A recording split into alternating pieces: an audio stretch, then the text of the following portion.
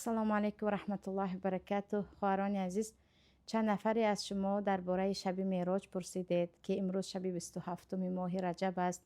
آیا یگان عبادت مخصوص، دعاهای مخصوص وجود دارد یا ندارد؟ پیش از همه میدانیم که معراج یکی از بزرگترین معجزه های پیامبر صلی الله علیه و سلم است.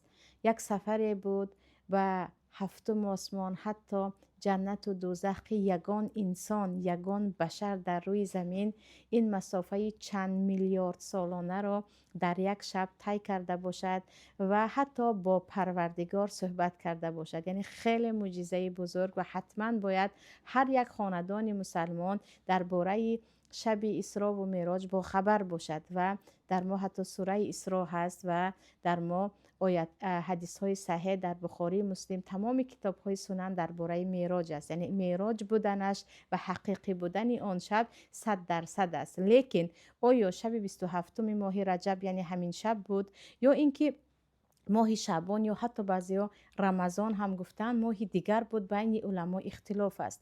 اگر فرض کردیم که شب 27 معراج بود، عزیزان یگان دلیل وجود ندارد که پیامبر صلی الله علیه و سلم این شب را با دعا گذرانیده باشند یا نماز 100 رکعته برای معراج خوانده باشند یا فردایش روزه داشته باشند.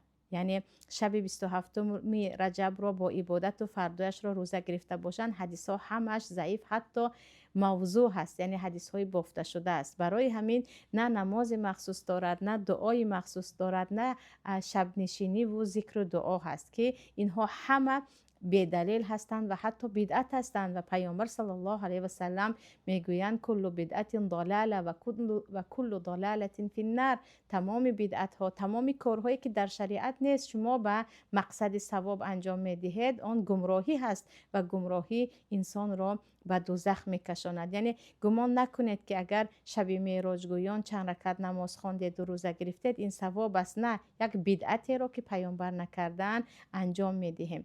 اگرچه بعضی علما، مثلا خصوصا علمای صوفی، این چیز را گفته باشند، یگان دلیل دربارش وجود ندارد. درباره سیه که هر شب که خداوند به آسمان دنیا نازل می شود، می فراید و دعاها را اجابت می کند، درباره دعا در سجده، درباره دعا در روز جمعه، درباره اینها همه حدیث ها، دلیل های صحیح وجود دارند. اما مخصوص این شب یگان دلیل وجود ندارد و مخصوص روزه معراج یعنی روز 27 یگان دلیل وجود ندارد. السلام علیکم و رحمت الله و برکاته.